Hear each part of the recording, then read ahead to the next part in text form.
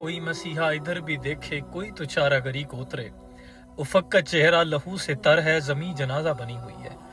अभी थोड़ी देर पहले मेरी ताहिर खान भाई से बात हो रही थी, वो बुनेर में मौजूद थे आज। तो मैं उनसे कह रहा था कि ताहिर भाई वहाँ के क्या हालात है।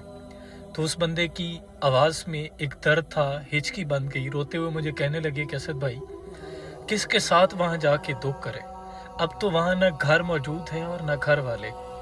मैंने कहा मन के लिए क्या कर सकते हैं ताहिर भाई। तो वो कहने लगे असद भाई अगर हम इनके लिए बंगले भी तामीर कर देना तो अल्लाह की कसम हम इनका दर्द नहीं समेट सकते।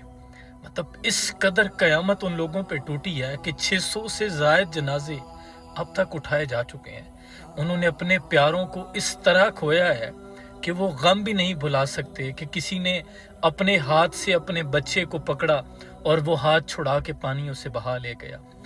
ये वो गम है जो इस वक्त हमें महसूस करने की ज़रूरत है।